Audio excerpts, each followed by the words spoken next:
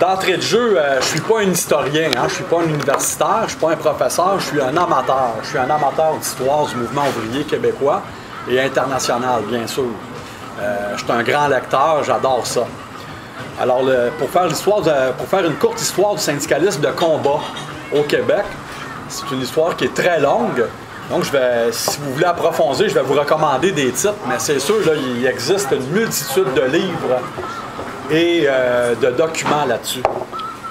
Moi, d'entrée de jeu, je vous recommande ce livre-là. Il existe sous 2 jaquettes différentes aux éditions Parti pris.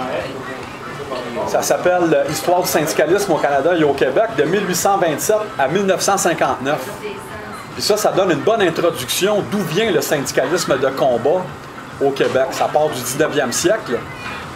Puis en introduction, c'est 2 grands courants de pensée qui ont traversé le syndicalisme canadien et québécois, qui ont mis ça de l'avant. Le syndicalisme de combat, c'est bien sûr l'anarcho-syndicalisme et le marxisme. Puis à un moment donné, les deux se sont chicanés, se sont séparés. Puis celui qui a gagné, c'est le marxisme. Dans le mouvement ouvrier, non seulement au Québec, mais au niveau international. Ils sont devenus majoritaires de ce courant de pensée-là. Donc, si vous voulez plus approfondir vos connaissances, je vous recommande fortement ce livre-là. C'est bien intéressant. Puis je termine là-dessus. L'apogée de ces années-là du syndicalisme de combat, c'est les années 20 et 30 avec la création de la Ligue d'unité ouvrière, qui était une centrale syndicale communiste qui comportait pas plus de 40 000 membres au Québec et au Canada, mais que dans ces années-là, ils ont mené la majorité des mouvements grévistes et des manifestations des chômeurs. Il en parle beaucoup là-dedans, c'est bien intéressant. Là, je vais tomber dans les années 60 et 70. C'est là que pour moi, c'est la partie la plus intéressante de l'histoire du syndicalisme de combat au Québec. Bien sûr, celui qui a théorisé ça sur papier, c'est un dénommé Jean-Marc Piat, qui est enseignant à l'UQAM. Je pense qu'il l'est encore, ou il a pris sa retraite? Je pense qu'il a pris sa retraite. Il a pris sa retraite. Moi-même, quand je l'avais comme prof, il y a 10 ans, il était sur le port. OK. Je n'ai pas une nouvelle, c'est pas une fois, je l'ai pas eu. Anyway, il a théorisé ça, le syndicalisme de combat, dans ce recueil-là qui s'appelle « Le syndicalisme de combat ». Malheureusement, ça n'existe plus aujourd'hui. On peut seulement le trouver dans les bonnes librairies de livres usagés. Mais heureusement, Piat a fait un recueil de ses textes. Puis on le retrouve, c'est édité chez Nota Bene, ça s'appelle « Du combat au partenariat ». Si vous avez la chance de lire ça aussi, pour approfondir vos connaissances dans l'histoire, la théorie aussi du syndicalisme de combat, c'est un Moses de bon livre. Pour dire en bon québécois, un hostie de bon livre. C'est vraiment bon. Mais je vais juste vous lire en introduction le premier paragraphe, parce que sinon on va peut-être ça jusqu'à la semaine prochaine si je lis tout ça. Ça va vous donner une bonne idée de l'influence des différents courants de pensée qui ont influencé le syndicalisme de combat dans les années 60 et 70 au Québec. Ce recueil est avant tout le fruit d'une pratique syndicale, mais pas de n'importe quelle pratique, d'une pratique réfléchie. Ça donne bien, ça part d'une pratique réfléchie à travers les enseignements de Karl Marx, Lénine, Mao Tse-tung et Gramsci. On ne parle pas de Trotsky. Chaque article constitue donc un élément d'une réflexion où des luttes économiques sont analysées en termes de lutte de classe. Analyse concrète d'une pratique concrète, voilà ce qu'est le marxisme, contrairement à la répétition d'une série de dogmes à laquelle certains le réduisent. Doivent donc s'abstenir de lire ce recueil ceux qui substituent le slogan à l'activité syndicale en se réfugiant derrière le fascicule du syndicaliste albanais Philippe Cotta. Je rouvre une parenthèse pour vous présenter un peu c'est qui Philippe Cotta dans ces années-là. C'est parce que l'Albanie, le Parti du travail albanais, dit communiste, s'était séparé du monde communiste à cette époque-là. Et la centrale syndicale albanaise était très, très critique face à la FSM, Fédération syndicale mondiale, qui existe toujours aujourd'hui. Et Piat n'était pas d'accord, selon ce que je peux lire ici, avec ce syndicaliste-là albanais à cette époque-là. À l'opposé, tels les Gérin-Lajoie, je rouvre une parenthèse, je la referme rapidement pour vous présenter qui était Gérin-Lajoie, qui était dans ces années-là le directeur québécois du syndicat des métallos, qui était un syndicaliste de droite, très conservateur, mais qui au moins avait des idées. C'est mon ancien directeur à l'époque. Mais au moins Lajoie, avec raison, Pilote le critiquait. Parce que Gérin-Lajoie était contre, à cette époque-là, le syndicalisme de combat, les grands mouvements de grève générale dits illégaux. Gérin, il montait toujours au créneau, là, puis il ne faut pas faire ça. Mais par contre, Jean Gérin-Lajoie, dans tous les congrès métallos et FTQ, moi je m'en souviens, il a même écrit un livre là-dessus, il défendait le droit de grève. Selon lui, le droit de grève, comme dans la majorité des pays industrialisés, devrait être au Québec protégé par la charte ou constitutionnalisé par la Constitution canadienne. Il défendait ça. Il y avait au moins ça. Mais pour le reste, Lajoie, c'était pas Lajoie dans le syndicalisme. À tout le moins pour les syndicalistes de combat. Donc, Philippe Cotta et ceux qui, à l'opposé, tels les Gérin-Lajoie, se font les défenseurs intransigeants d'une conception bourgeoise du syndicalisme. Donc, je vous le répète, si vous avez la chance de pogner le recueil de Pilote du partenariat au combat, ça vaut la peine de le lire de long en large ou en diagonale, c'est vraiment bien. Là, je vais tomber dans le vif du sujet. Bien sûr, c'est la première édition, j'ai amené la première édition parce que c'est ma préférée, mais ça a été réédité il y a quelques années, ça a été remis à jour jusqu'au début des années 2000. Lui, ici, s'arrête dans le milieu des années 80. Sur l'histoire du syndicalisme québécois. Soit dit en passant, c'est une histoire qui existe depuis plus ou moins 200 ans au Québec, hein, contrairement à ce qu'on peut penser. 200 ans? Oui. L'histoire du syndicalisme québécois remonte au même titre que l'histoire du syndicalisme états-unien ou européen. Parce que le syndicalisme québécois, dès le départ, dès sa création, avait déjà des liens avec le syndicalisme européen et le syndicalisme américain. C'est pour cette raison que différents courants de pensée ont traversé le syndicalisme québécois. Marxisme, anarchisme, social-démocratie, name it.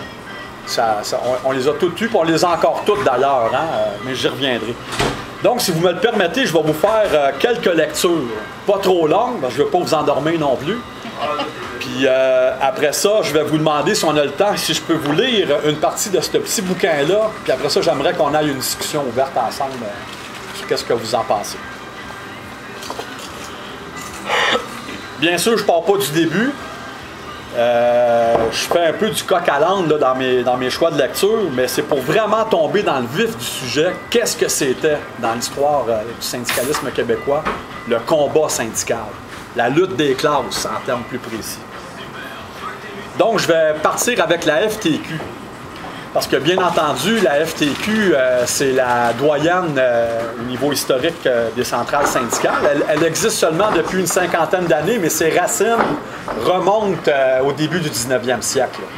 Donc, il y a d'ailleurs encore des syndicats de cette époque-là qui existent aujourd'hui dans la FTQ, notamment le syndicat des pressiers.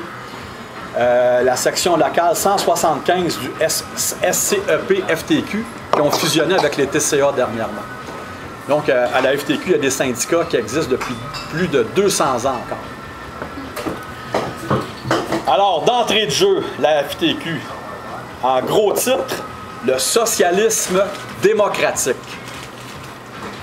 Dans ses grands axes, l'idéologie de la FTQ connaît peu de changements depuis la fondation de la centrale en 1957. Le type de syndicalisme qu'elle défend est réformiste et son projet de société s'apparente au socialisme démocratique. Malgré les critiques qu'elle lui adresse, elle ne condamne pas globalement le capitalisme, quoiqu'elle souhaite apporter bon nombre de réformes. Plus que la CSN, du moins dans les discours, la FTQ a une vision économiste du développement social. L'émancipation des travailleurs passe d'abord par l'élévation de leur niveau de vie et le syndicalisme a pour objectif principal de leur procurer la plus grande part possible du bien-être matériel. Le président de la FTQ, à cette époque-là, le rappelle encore, en 1979, la première raison d'être du syndicalisme, c'est la défense des droits des travailleurs sur le terrain même du travail. C'est là que se jouent les intérêts vitaux des travailleurs, leur salaire, leur emploi, leur santé et leur sécurité.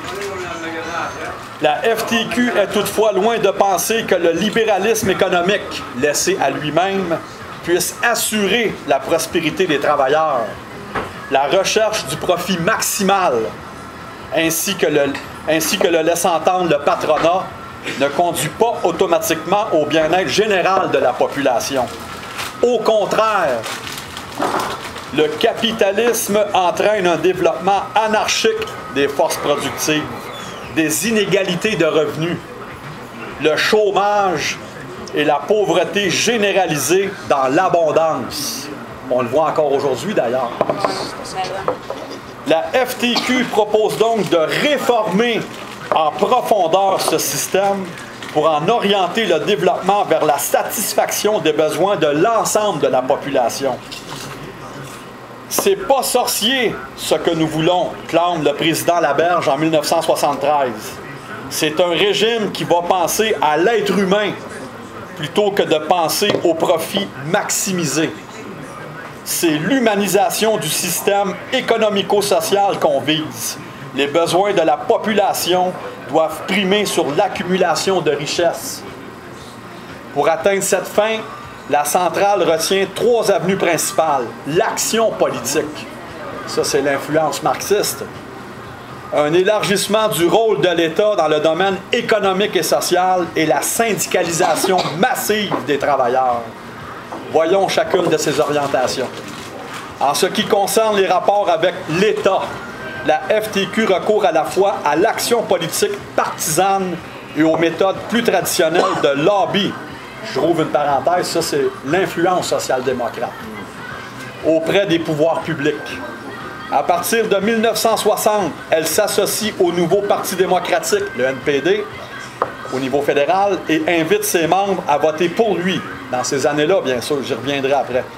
Comme nous le verrons plus loin, elle donne aussi un appui tactique au Parti québécois, j'y reviendrai plus loin aussi, lors des élections provinciales de 1976 et de 1981.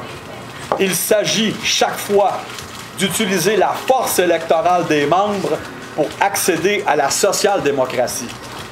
Les pressions périodiques exercées sur le gouvernement pour l'adoption ou la réforme de loi vont aussi dans le même sens. La participation au processus électoral démontre l'adhésion de la centrale au système démocratique de gouvernement. Le socialisme, dit la FTQ que nous préconisons, rappelle le président 79, ne constitue en rien une atteinte aux libertés politiques fondamentales. Bien au contraire, il repose sur le respect de ses libertés et recherche la pleine reconnaissance de ses droits fondamentaux.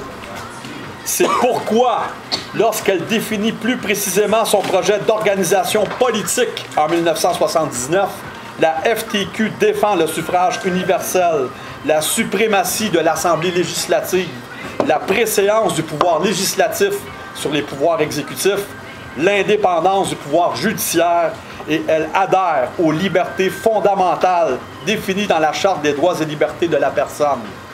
La centrale partage donc les principes fondamentaux sur lesquels repose la société démocratique. Sa seule ambition est d'en voir respecter l'esprit et d'en améliorer le fonctionnement. En d'autres mots, la FTQ, ce qu'elle revendique depuis toujours, c'est une radicalisation de la démocratie. Une intervention accrue de l'État dans les domaines économiques et sociaux constitue une autre voie d'action de la FTQ. Puisque l'économie capitaliste ne permet pas le plein emploi ni le développement harmonieux des forces productives, l'État doit intervenir davantage dans le champ économique par la planification, la nationalisation de certains secteurs industriels et le contrôle de plus en plus poussé de l'épargne collective. Ça, c'est l'influence marxiste. À cet égard, la FTQ est d'une remarquable constance pendant toute la période. Dès 1963, l'année que je suis né, en effet, elle réclame l'étatisation des compagnies minières. On est loin de ça en crise aujourd'hui, hein? Des industries de la pulpe et du papier et des compagnies d'assurance. Ce qui a été partiellement fait sous le gouvernement du Parti québécois en 1976-77, soit dit en passant.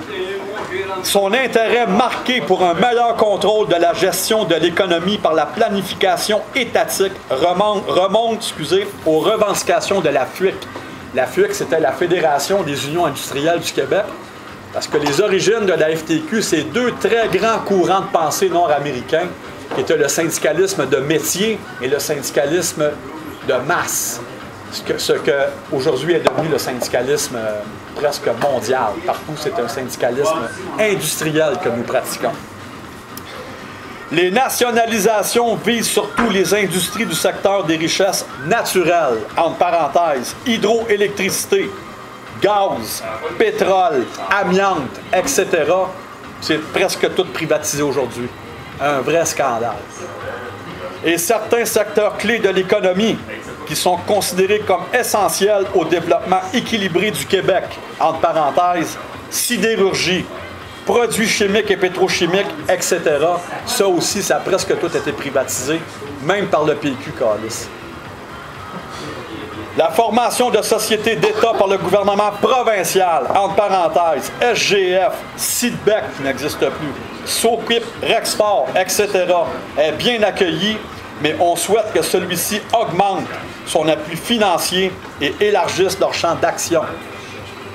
En 1971, pour la première fois, la FTQ propose également la nationalisation progressive de l'épargne collective, compagnie d'assurance-vie, assurance automobile et caisse de retraite, ce qui a été partiellement fait au Québec sous le gouvernement du Parti québécois, afin de pouvoir orienter cette épargne en fonction des priorités québécoises de développement économique et social. En gros, c'est que l'argent reste ici, qu'elle s'en aille pas en jet dans les sièges sociaux à Toronto et à New York. C'était ça le but. Aujourd'hui, on a perdu la bataille.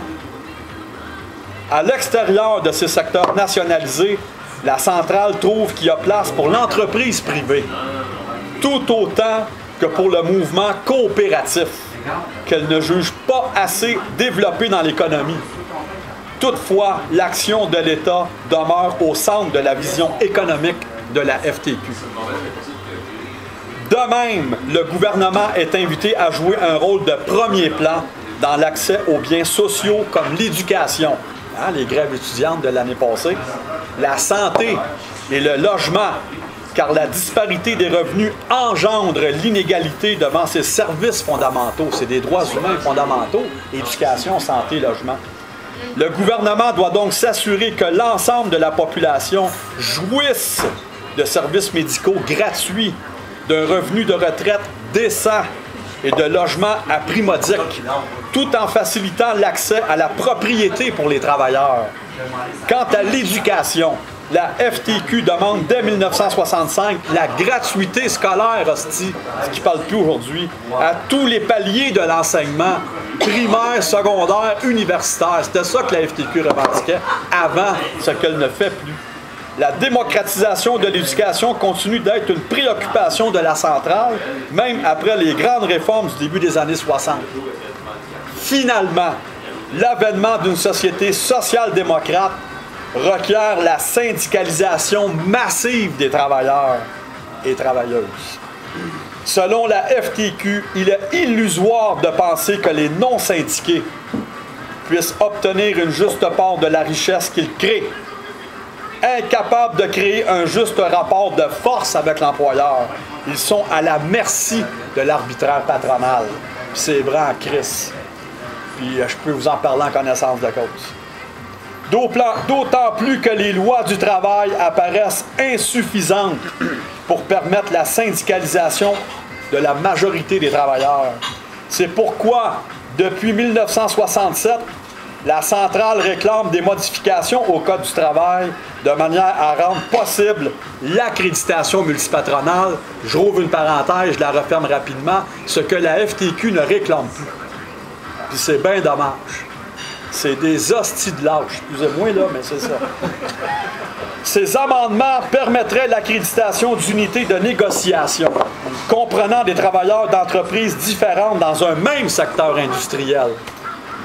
Le syndicat requérant, une fois obtenu l'adhésion de la majorité des travailleurs dans un secteur donné, entre parenthèses, par exemple, les employés de restaurants d'un quartier, pourrait négocier une convention collective avec les employeurs regroupés dans un groupe patronal unique. L'accréditation multipatronale mettrait alors le syndicalisme à la portée des travailleurs et travailleuses largement sous-syndiqués dans les services, t'en sais quelque chose, Alain, du commerce et de la petite entreprise. Depuis sa fondation, la FTQ est restée fidèle aux principes qui sous-tendent son projet de société. Au début des années 70, toutefois, au lendemain de l'élection du gouvernement Bourassa, de la crise d'octobre 1970 et de la grève de la presse, le discours de la centrale s'est radicalisé. Comme en font foi le document « L'État, rouage de notre exploitation », qui malheureusement, on n'en parle plus. Et les rapports du président de 1971 et de 1973, entre parenthèses, un seul front et le combat inévitable. Je rouvre une parenthèse encore une fois, puis je la referme rapidement. Heureusement, il y a une maison d'édition dont je ne me souviens plus du nom, viennent de rééditer l'État, rouage de notre exploitation, disponible dans toutes les bonnes librairies. Si vous pouvez mettre la patte là-dessus, c'est à lire, c'est vraiment bon. Ça aussi, là, ça démontre ce qu'était à cette époque-là, ce que voulait dire à la FTQ le syndicalisme de combat. Puis à cette époque-là, la FTQ parlait carrément de socialisme. Je referme la parenthèse. La critique du régime capitaliste se fait plus virulente. On s'en prend au système qui, dans sa logique du profit maximal, opprime la classe ouvrière, et on dénonce le contrôle sans précédent qu'exerce le pouvoir économique sur l'appareil politique. On en a eu la preuve ces dernières années avec Charest encore, hein? Puis je dis pas ça pour pas excuser Marois non plus, hein? Non, je comprends. La centrale lance alors un appel à l'unité de toutes les forces progressistes en un seul front. Pour instaurer, le mot est lancé, une société socialiste. Dans ce temps-là, on n'avait pas peur de parler de socialisme. Contrairement à aujourd'hui, tout le monde chie dans les culottes dans la FTQ quand on fait juste prononcer socialisme. Mais je parle au niveau des hautes directions syndicales, hein, bien entendu, pas des bases militantes.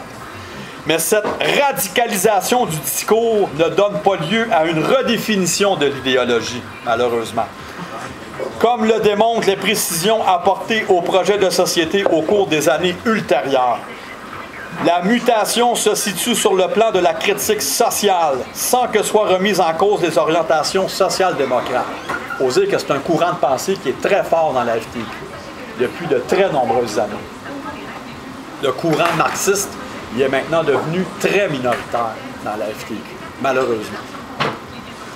D'ailleurs, aussitôt le gouvernement Bourassa défait, l'analyse sociale devient plus modérée. Je ne sais pas, je devrais vous lire cette bout-là, mais je pense que oui, parce que la question nationale fait partie intégrante de l'histoire du syndicalisme de combat au Québec. C'est un incontournable, veut pas. Ça a toujours été, avec le mouvement ouvrier, à partir du début des années 70, c'est une question qui est très, très liée avec le combat syndical, la question nationale, la question de l'indépendance du Québec et de faire du français une langue nationale. Alors, je vais vous le lire, ça vaut la peine, c'est une perle.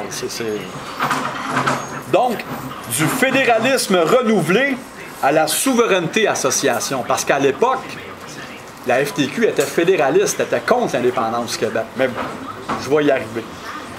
Sur la question nationale, la position de la FTQ s'est considérablement modifiée.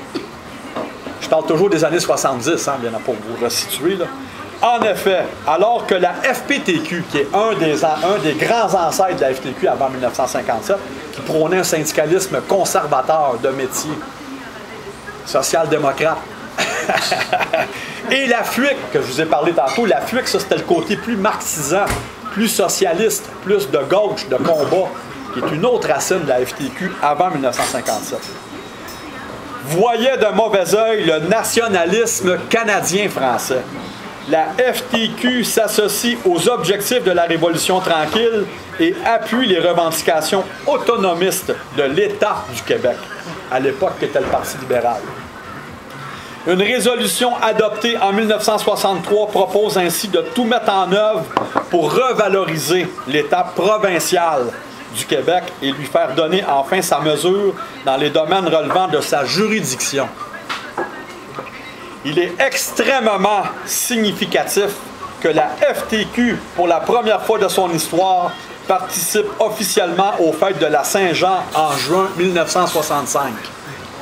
Rappelons que lorsque l'idée est lancée dans les années 20 de déclarer le 24 juin fête légale, le Conseil de métiers et du travail de Montréal, c'est l'ancêtre du Conseil régional d'aujourd'hui, FTQ, qui regroupait les syndicats internationaux de la métropole, s'y opposa en alléguant que les fêtes chômées étaient déjà assez nombreuses. Imaginez-vous ça être assez têteux, hein?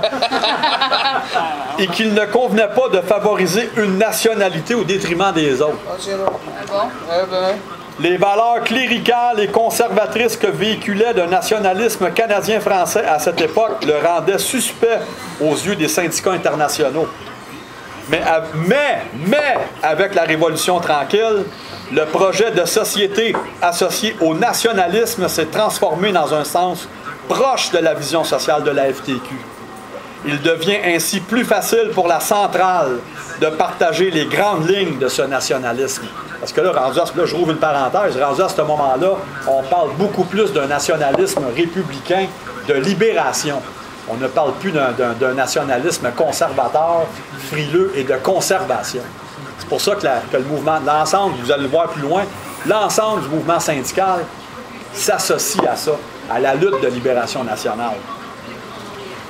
Dans une perspective de classe, bien sûr. L'indépendantisme, par contre, apparaît excessif à la FTQ à ce moment-là. Comme dans les autres centrales, d'ailleurs, l'affirmation de l'autonomie provinciale ne débouche pas sur l'adhésion à la souveraineté du Québec.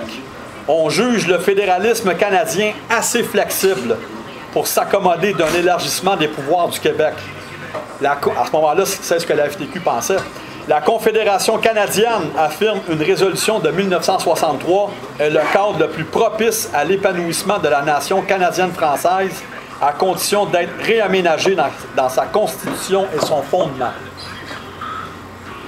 À chaque congrès de 1963 à 1967, le séparatisme est condamné vigoureusement parce que contraire, on pensait à cette époque-là, aux intérêts des travailleurs.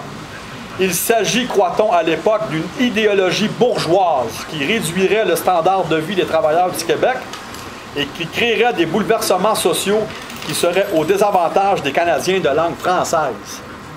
Parce que dans ce temps-là, on voyait ça d'une perspective pan-canadienne. La réforme souhaitée de la Constitution s'oriente vers un renforcement du caractère bilingue et biculturel du Canada. Le mémoire soumis en 1966 au comité de la Constitution de l'Assemblée législative propose un fédéralisme adapté qui comprendrait l'égalité absolue des deux langues dans l'administration fédérale et dans certaines provinces. Vous allez voir pourquoi que je vous lis ça, même si ça paraît vraiment têteux, là, mais vous allez voir pourquoi ça va être. L'année suivante, la FTQ invite le CTC. Le CTC qui est le Congrès du travail du Canada, qui est la grande centrale pan-canadienne, dont la FTQ est membre. Parce que la FTQ, c'est une fédération provinciale du CTC, mais que la FTQ elle a mené des luttes indépendantistes à l'intérieur même du CTC, puis aujourd'hui, la FTQ elle a un statut d'indépendance à l'intérieur du CTC. C'est la raison pour laquelle que la majorité des syndicats du Canada anglais appuient les syndicats québécois dans leur lutte pour l'indépendance du Québec. Je pense notamment au TCA surtout. Je tiens à le souligner. au dernier référendum de 1995, le plus gros syndicat du secteur privé du Canada anglais, qui sont les TCA, appuyait les démarches de la FTQ dans la lutte pour l'indépendance du Québec. Je tiens à le souligner. Donc, l'année suivante, la FTQ invite le CTC à constituer un conseil binational consultatif composé d'un nombre égal de syndiqués de langue française et de langue anglaise qui verrait à faire des recommandations sur la Constitution canadienne. Vous me voyez venir, hein? Le biculturalisme et le bilinguisme et sur les relations fédérales-provinciales. En somme, la centrale croit possible de réconcilier le réaménagement du fédéralisme selon la dualité culturelle du Canada avec l'aspiration d'un Québec fort et autonome. Bien sûr, je suis toujours dans les années 60. Hein? Mais à partir du congrès de 1967 et surtout celui de 69, la FTQ révise ses options. Si bien qu'en 1980, elle appuie le projet de souveraineté association du Parti québécois.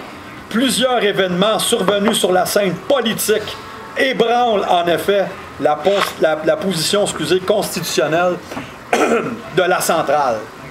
La fondation en 1967 du mouvement Souveraineté Association, ayant à sa tête René Lévesque, donne au projet indépendantiste une allure de respectabilité. Puis, en 1969, les manifestations pour des droits linguistiques des francophones, la lutte pour l'Université McGill en français, puis la lutte de Saint-Léonard, je ne sais pas si ça vous dit quelque chose, la bataille de Saint-Léonard, et la vive opposition à la loi 63 qui consacre le bilinguisme du Québec, aiguise le nationalisme. L'idée d'indépendance gagne de nombreux travailleurs qui votent en faveur du PQ en 1970. Entre parenthèses, ça va bien? 50% des militants FTQ, selon Fernand Daou, votent pour le Parti québécois. Ce qui est énorme. La tendance vers l'unilinguisme français apparaît en 1967 avec une résolution qui prie le gouvernement de prendre les mesures nécessaires pour donner la priorité au français comme langue du travail et de promotion au Québec. Prenant conscience que l'érosion de la langue française commande des mesures énergiques de protection, les délégués FTQ proposent 2 ans plus tard que sous les enfants de néo-québécois, que tous les enfants de néo-québécois s'inscrivent à l'école publique francophone. Forte d'une résolution réclamant le français comme seule langue officielle en territoire québécois, la centrale exige en 1971 le rappel de la loi 63 et en 1974, la FTQ dénonce la loi 22 qui s'inscrit dans une longue tradition d'aplaventrisme envers les intérêts étrangers. En revanche, la Charte de la langue française, la loi 101, adoptée en 1977 par le gouvernement péquiste, reçoit un appui de la FTQ inconditionnel. Le droit de travailler en français, pour la majorité, exige, selon la FTQ, des mesures coercitives à l'adresse des entreprises. Encore en 1983, malgré les progrès du français en milieu de travail, la centrale prie le gouvernement de ne pas relâcher sa vigilance. Oui. Présentement, chez Bombardier, parce que j'ai une amie qui travaille là, ils sont en train de se grouiller à tout mettre les publicités anglais-français et mettre le français en priorité. Parce que j'ai su ça cette semaine, là, parce que ça a l'air qu'à cause de la nouvelle loi, je ne savais pas qu'il y avait un aussi gros problème dans les entreprises à Montréal, là, côté anglais. Partout où j'ai travaillé, c'était français-anglais. J'ai travaillé au ministère de la Défense, puis le français était prioritaire. Fait que c'est ça, mais ça a l'air qu'ils poussent là, vraiment les compagnies. Il faut dire qu'avec, le règne Bouchard du Parti québécois et bien sûr le règne Charest du Parti libéral, on se l'est fait scraper pas à peu près la Charte de la langue française. C'est une loi aujourd'hui qui a été, excusez-moi le terme, mais dégossée. Amoindrie en bon français. Je pensais pas qu'il y avait un problème à ce point-là. Un énorme problème. Moi, je suis col bleu. pour une municipalité. Même au niveau municipal, on a des gros problèmes. Ah, OK. Je me suis fait attaquer, je me suis fait agresser verbalement et physiquement par 2 Italo-anglophones, col bleu, Aïe. parce que je faisais circuler une pétition en français dans mon milieu de travail. Ah. Il y a encore... Pas 6 mois de ça, en plus. ça fait, ouais, ça fait seulement quelques mois de ça. Là. Je sais que moi, c'est la semaine passée, ils se grouillaient à mettre les panneaux en français parce que le gouvernement s'en venait pour vérifier, là, les inspecteurs. Oui, Je sais pas quoi. oui. Lancement de la CCRI, c'est ça. Je vais poursuivre, puis on va s'en reparler après. Donc, la centrale prit le gouvernement au niveau de la loi 101 à cette époque-là, on parle de 1983, de ne pas relâcher sa vigilance. Imaginez-vous, ça n'a pas changé, on est rendu en 2013, bientôt 2014. Chris, on parle, ça fait quoi, là? 30 ans. En ce qui concerne l'indépendance également, la volte-face est importante. Les dénonciations virulentes du séparatisme cessent au congrès de 1969. La centrale commence à se rapprocher du Parti québécois dont les thèses nationalistes et social-démocrates lui plaisent. Selon un sondage réalisé au congrès de 1973, 76,1% des délégués auraient voté pour le PQ aux dernières élections provinciales, ce qui est énorme encore une fois. Comme nous le verrons plus loin, les délégués mettent en veilleuse, ça je trouve ça dommage, mais j'y reviendrai. Je le répète, comme nous le verrons plus loin, les délégués mettent en veilleuse en 1973 et en 1975 l'idée de former un parti ouvrier. Ça, c'était l'aile marxiste à cette époque-là qui poussait pour ça, qui malheureusement, dont je fais partie, là, dans FTQ aussi, Alain, d'ailleurs. Ben, autrefois. Bon, Moi aussi, j'en ai FTQ. ouais, ben, on s'en parlera plus tard, après. L'idée de former un parti ouvrier sur la scène provinciale. En revanche, et pour la première fois ouvertement, la centrale donne son appui au PQ lors de la campagne électorale de 1976. Certes, on prend soin de préciser à la FTQ que cet appui tactique n'est pas un appui au projet de souveraineté association proposé par le PQ, mais il n'en reste pas moins que peu avant le référendum, les 2200 délégués réunis en congrès spécial disent oui à plus de 90% à la négociation de la souveraineté association.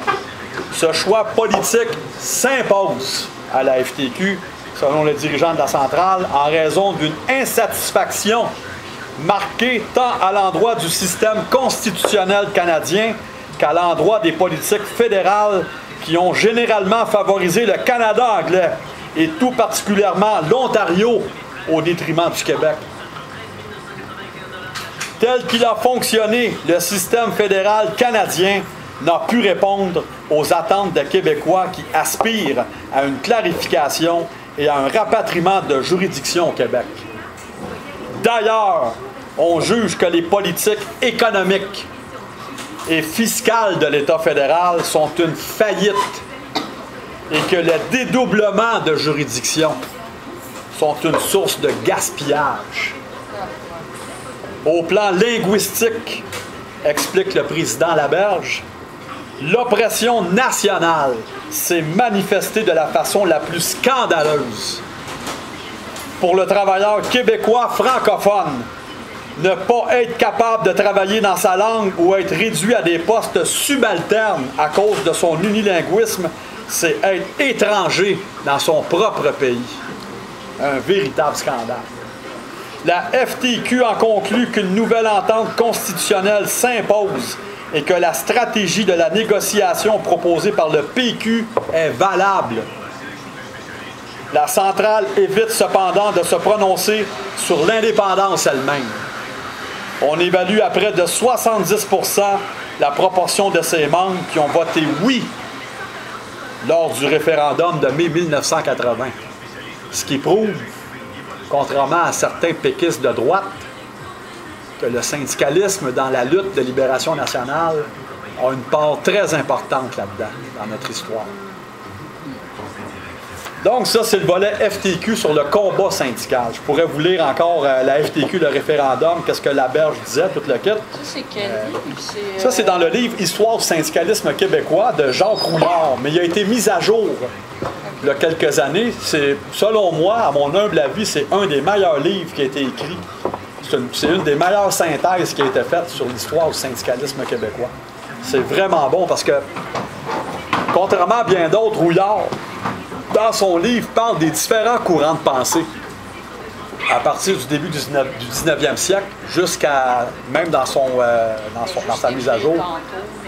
Oui, je vous le rappellerai.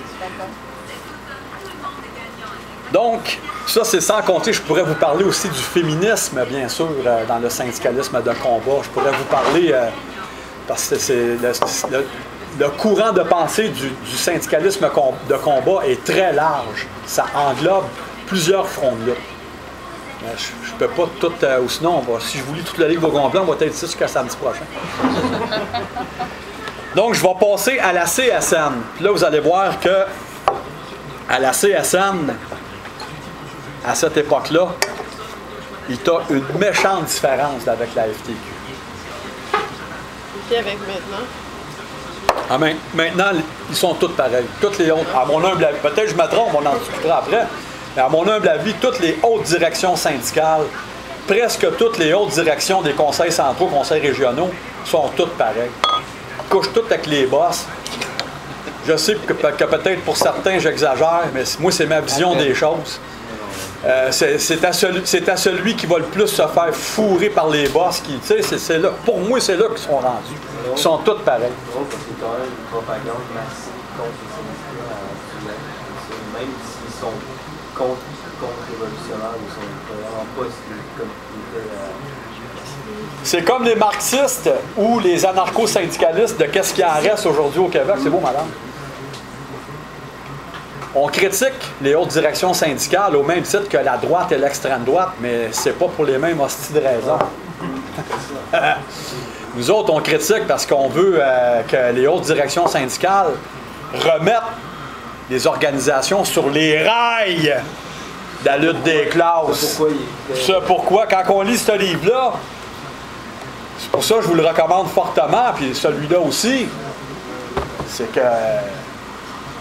l'histoire du syndicalisme, c'est supposé d'être un mouvement de libération des travailleurs et travailleuses. C'est pas supposé d'être un mouvement d'intégration au système capitaliste tel qu'on le prône ces 30 dernières années. On y reviendra après. Je veux juste vous finir de lire, il n'en reste pas gros, ce que la CSN, de la façon que la CSN elle a théorisé et pratiquer le syndicalisme de combat dans les années 60 et 70, c'est vraiment c'est jouissif à l'oreille. Parce qu'on est loin de ça aujourd'hui. Donc, l'intertitre « Socialisme et démocratie ».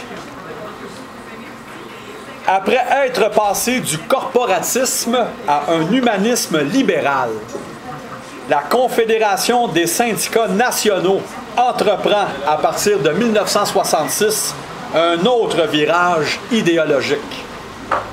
Le cheminement ne s'explique pas seulement par l'arrivée de nouveaux membres et par le renouvellement de son leadership, mais aussi par l'émergence au Québec d'un mouvement socialiste influent dans les milieux intellectuels, tels que Parti pris, la maison d'édition Parti pris à ce moment-là,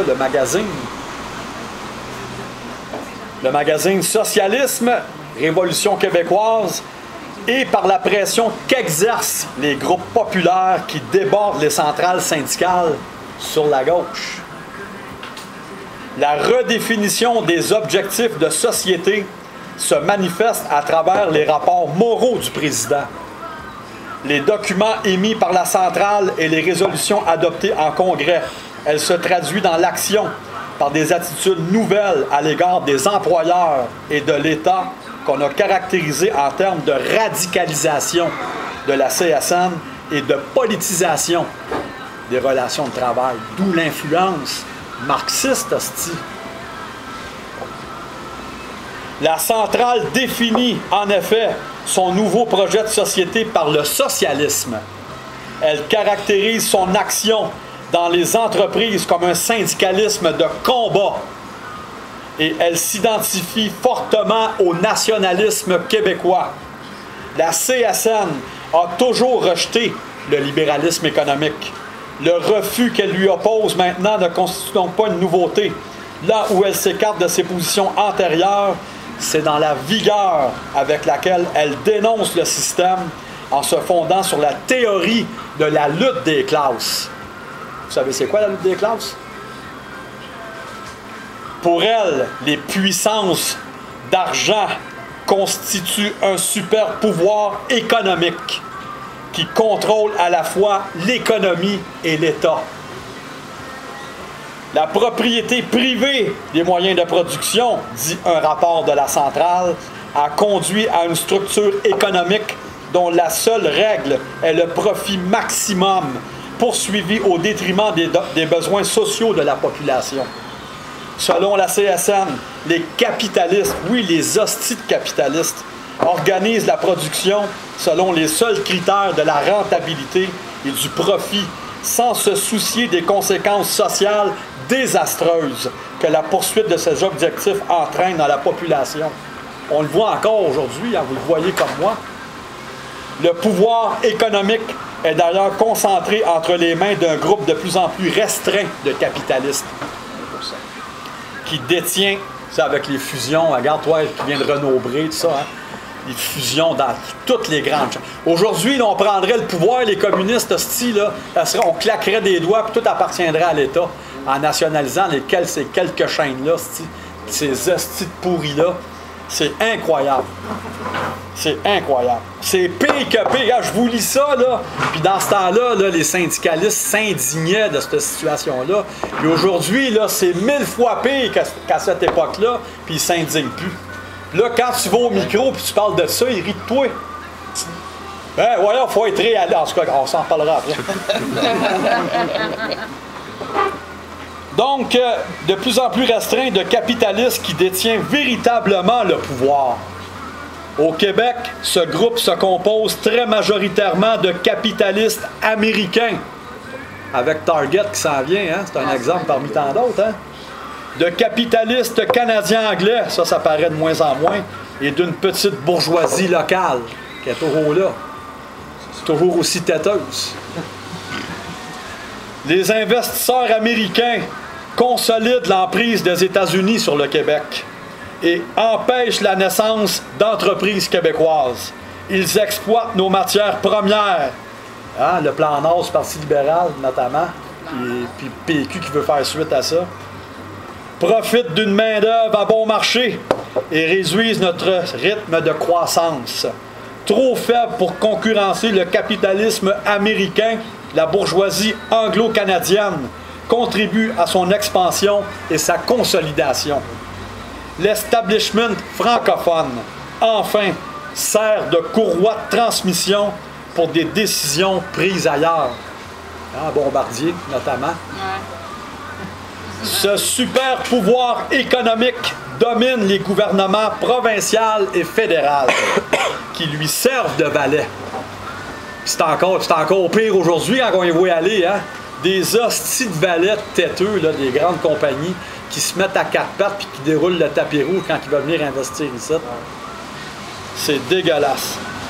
Ils dictent à l'État les grandes lignes de la conduite des affaires économiques et politiques. C'est encore plus flagrant aujourd'hui. Le cabinet, le Parlement, les juges et la police sont des instruments de ce super pouvoir économico-politique qui subordonne le bien commun à ses intérêts privilégiés et empêche l'émergence d'une véritable démocratie.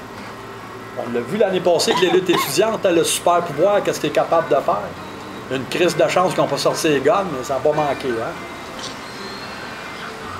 L'expansion du capitalisme, précise la centrale, s'accompagne d'un développement chaotique et anarchique de la société. C'est ainsi que la pauvreté naît dans l'abondance. Le désordre marque la consommation et l'instabilité économique provoque la hausse effrénée des prix, le chômage chronique et la fermeture d'usines. Les problèmes vécus par les travailleurs, diagnostique le rapport du comité exécutif au congrès de 1980, sont demeurés les mêmes. Ils ne disent plus, hein, aujourd'hui, en 2013, encore une fois. Perte constante du pouvoir d'achat. Hein, l'augmentation du salaire minimum à petite échelle. Hein. Maintien d'un haut niveau d'inflation. Absence du droit à l'indexation des salaires et des prestations. Chômage constant et élevé. Multiplication des fermetures d'usines. Longueur des conflits de travail, dureté de la répression gouvernementale, judiciaire, policière et patronale. Hey, je vous lis ça, là. Ce livre-là a été écrit au début des années 80. Il n'y a pas grand-chose qui a changé, hein? En tout cas, à mon humble avis, peut-être que je suis à côté de la traque, là. Moi, je trouve qu'il n'y a pas grand-chose qui a changé. Le pouvoir économico-politique ne tolère pas que les travailleurs participent à la définition de l'organisation économique et politique de la société. Il réprime le mouvement syndical par les injonctions, les lois spéciales et la police. Il emprisonne les chefs syndicaux. Ça paraît de moins en moins aujourd'hui. Mais le dernier en date, c'est Jean Lapierre de mon syndicat. Ça fait quand même pas 20 ans. Une demi-douzaine de syndicalistes col bleu, je ne sais pas si vous en souvenez, ont été condamnés à 1 an et quelques poussières de prison. Je ne sais pas si vous en souvenez. C'est les derniers en date au Québec. Sauf quel motif? Sous le motif qu'on les a accusés d'avoir saccagé l'hôtel de ville, mais c'est pas eux qui l'ont fait. C'est la gang à Sargakis, là.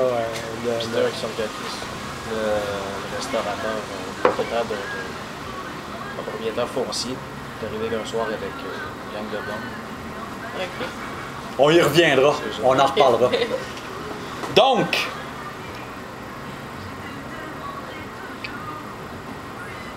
ce super pouvoir tente toujours d'écraser les forces progressistes qui se manifestent dans la société. L'approfondissement de la crise depuis 1982. Moi, je m'en souviens, j'étais un petit cul de 18 ans dans ce temps-là. C'était écœurant. C'était comme un jeu de domino. Toutes les shops fermaient une après l'autre. Dans ce temps-là, j'étais un poteux avec ma gang de chums. On sortait de l'école, on cherchait de l'ouvrage, on se revoyait tout haut dans les autobus. « Hey, c'est fait là! » On va changer de job. C'était écœurant, c'était écœurant. J'ai pas revu ça de ma vie. Tout fermait. Tout le monde était sur le chômage, sur le BS. Quelle année? Au début des années 80. Ouais, ben, le monde avait de la misère avec les maisons. Tout, c'était écœurant. La jeunesse, là, à cette époque-là, je fais une parenthèse, je la refais. Sûrement qu'il y a des camarades ici qui se souviennent de ça, qui sont de mon âge et plus vieux. Dans les quartiers les plus pauvres, là, tu voyais même c'était visible les problèmes sociaux que ça créait, cette crise-là. Il y avait des batailles en pleine rue. Ben, moi, j'étais en Haute-Mauricie, Sainte-Tech, puis beaucoup de monde avait 2-3 jobs, puis il fallait qu'elle virait à Québec, puis c'était l'enfer. L'enfer. Je m'en rappelle, mon père m'en parlait beaucoup. C'était épouvantable. Anyway, on y reviendra, on va en parler. J'achève avec la CSN, puis après ça, je vais tomber avec la CEQ, aujourd'hui la CSQ, parce que je pense que c'est important de parler à cette époque-là, la vision du syndicalisme de combat envers l'éducation publique. Puis ils ont des choses, ils avaient des choses à cette époque-là, les syndicalistes de combat, très intéressantes à dire, qu'on n'entend plus malheureusement aujourd'hui dans la CSQ aujourd'hui. Je reviendrai. On y reviendra ensemble. Donc, l'approfondissement de la crise depuis 1982 et les attaques dont la centrale est l'objet de la part du patronat et du gouvernement confirment le diagnostic posé en 1971. Il n'y a plus d'avenir possible dans le système actuel. Il est impossible de le réformer. Il faut donc changer le système capitaliste radicalement. C'est ça que la CSN prônait dans ces années-là, qu'on n'entend plus aujourd'hui. Le socialisme s'impose graduellement comme modèle de rechange dans la mesure où il permet une plus grande démocratie économique et politique. Sur la forme et le contenu de ce socialisme, La CSN poursuit encore sa réflexion. À cette époque-là, hein, bien aujourd'hui, c'est fini, ça. Là. Ils réfléchissent plus aujourd'hui. À la lecture des rapports et de mémoires de la centrale, on discerne cependant un certain nombre de points qui font consensus. Nous écartons de notre analyse le document, ne comptons que sur nos propres moyens, souvent cités comme représentatifs de son orientation radicale, car il ne constitue qu'un document d'étude qui n'a reçu l'approbation d'aucune instance de la centrale. Par contre, nous retenons le rapport du comité des 12, fruit d'une large consultation des membres pour évaluer leur opinion sur ce document. Approuvé au congrès de 1972, il retient la condamnation du système capitaliste, mais demeure vague, malheureusement, en ce qui concerne la forme et le contenu du socialisme préconisé. Il n'est pas question de proposer un socialisme bureaucratique de type soviétique. La déviation totalitaire répugne à la CSN, qui désire placer son projet de société sous le signe de la liberté et de la démocratie. Le socialisme doit élargir le champ de la liberté et non le restreindre. Malgré les critiques qu'elle adresse au fonctionnement des institutions politiques plus sévères après la crise d'octobre 70, la CSN ne remet pas en question le régime de démocratie politique. Selon la consultation menée par les membres de la centrale en 1972, le socialisme dont il s'agit signifie un rôle accru de l'État dans l'économie et une promotion vigoureuse du secteur coopératif. Vous connaissez ça, les coopératives? C'est la social-démocratie qui préconisait. La société socialiste procéderait ainsi à une planification économique globale et ferait place à la participation des travailleurs et travailleuses à l'orientation et à l'administration des entreprises. Ce qu'on parle pas aujourd'hui, hein? Quant à l'appropriation collective des moyens de production, le rapport du comité exécutif au congrès de 1978 parle de la nationalisation des grands moyens de production et de l'épargne à long terme, fonds de retraite, fonds d'assurance, ce qui a été seulement partiellement réalisé au Québec par le PQ. Mais le congrès spécial sur la question nationale, en juin 1979, élargit beaucoup l'ampleur des nationalisations. Le socialisme implique pour nous la socialisation, c'est-à-dire l'appropriation collective des moyens de production et d'échange, la redistribution de la richesse produite par le travail, la planification démocratique en fonction des besoins individuels et collectifs, le contrôle par les masses populaires à tous les niveaux des institutions et activités économiques, politiques et culturelles. C'est là, en particulier, que le projet de société de la CSN se distingue de celui de la FTQ, qui restreint les nationalisations à certains secteurs clés de l'économie. Donc, la CSN, à cette époque-là, a voulu aller beaucoup plus loin que la FTQ. Pour contrebalancer le trop grand pouvoir que risquerait de prendre l'État, la CSN mise sur l'autogestion. Ça, c'est l'influence anarcho-syndicaliste dans la CSN, c'était très, très fort dans les années 70 dans la CSN. Un des plus grands porte-parole de l'anarcho-syndicalisme à cette époque-là, que vous connaissez tous, c'est Michel Chartrand. C'est lui qui poussait beaucoup pour ça, le socialisme autogestionnaire dans la CSN. Bref. Elle voit dans la possibilité pour les travailleurs et travailleuses de gérer leur lieu de travail une façon de démocratiser l'entreprise. Au congrès de 1985, un accent tout spécial est mis sur la nécessité pour les syndiqués de mieux maîtriser les moyens de production et d'échange. Le projet autogestionnaire demeure cependant vague.